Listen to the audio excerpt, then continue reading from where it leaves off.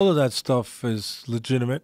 It's a problem, something that should be looked at. It's just a shame that the judging is so poor and it's been this way for so long.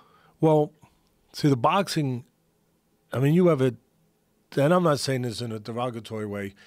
In some ways, it's a good way. But you have a dictator running, UFC. No, but it's okay to have a dictator sometimes, because at least you have rules that are adhered to. At least you have structure. Yeah. And, as long as they're not, taking people out and killing them. I know what you're saying. And so boxing has no real accountability, no structure across the board, no real, lateral structure and conformity, nothing unilateral, because you have different states that have different commissions, and they're supposed to be tied together, but they all act differently. And there's no national commission, there's no body, there's no dictator, there's no czar, there's no NBA commissioner, there's no NFL commissioner, there's no MLB commissioner that overlooks and polices the whole sport. And there's no separation of church and state, so to speak, where the people making the money in the sport are separated, truly separated from the people supposedly administrating this. But there's no separation. Right. Promoters actually that are making the money and have obviously a horse that's running in the game, so to speak, that night, that they want that fighter to win, they pay the judges. And there's no buffer, there's no separation where you can have promoters and managers that can actually go to the commission and say, we don't want these judges to judge. They can't say, put this judge in, but they can knock judges out.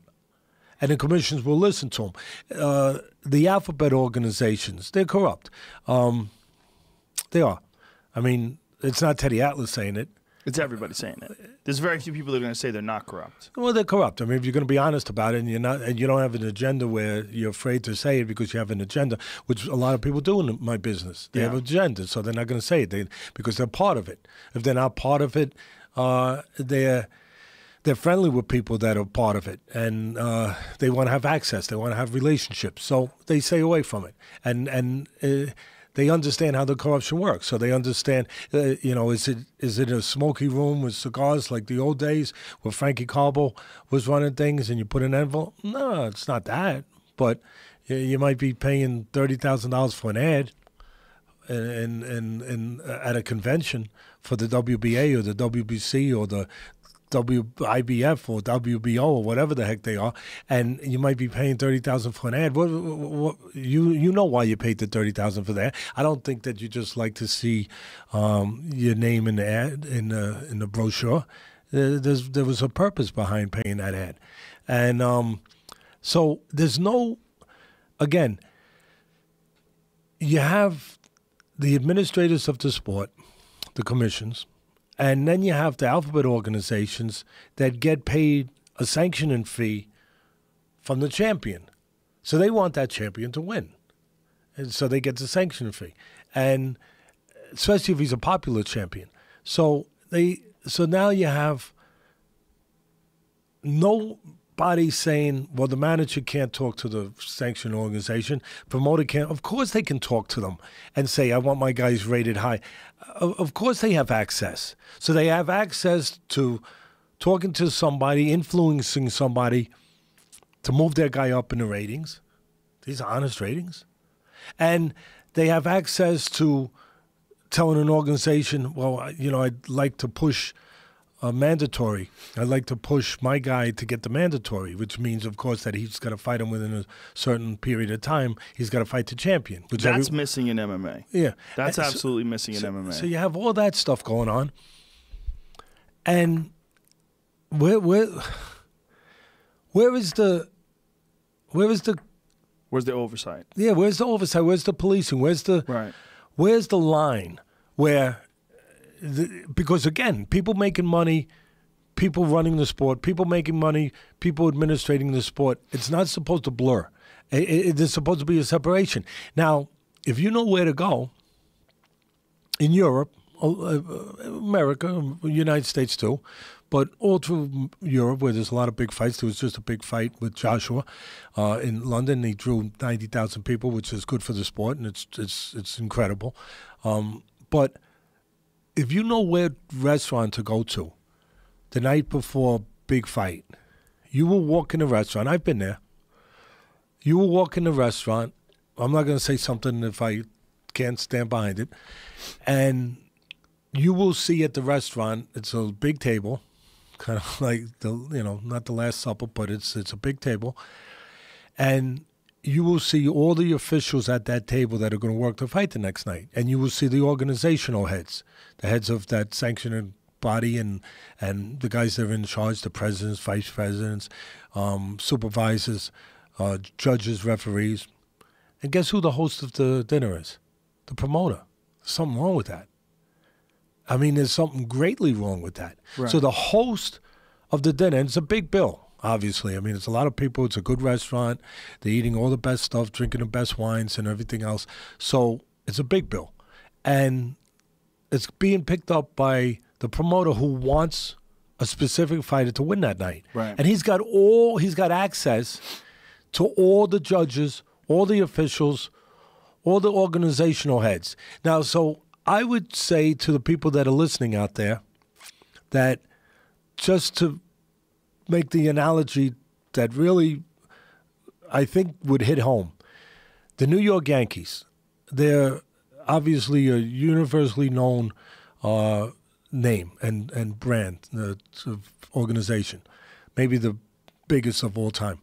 So how about in New York, you go to the best restaurant, and the night before a World Series game, you walked into the restaurant and you saw all the umpiring crew, all the officials that are in charge of the umpiring for the World Series game, sitting at a dinner hosted by the Steinbrenners.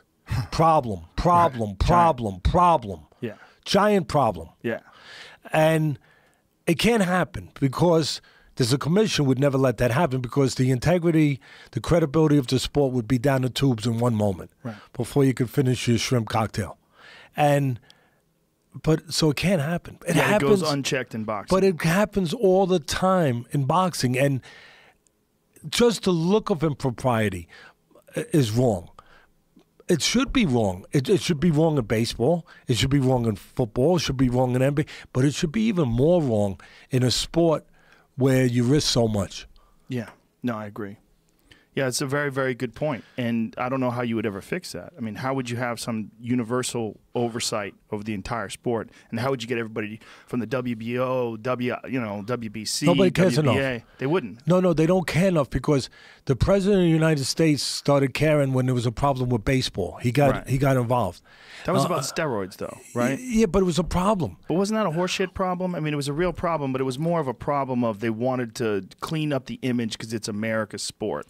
And they had these people, but they're Mark worried McGuire's about and Sammy Sosa's. where the fans were going to leave the game a little bit. Right. So it was a problem.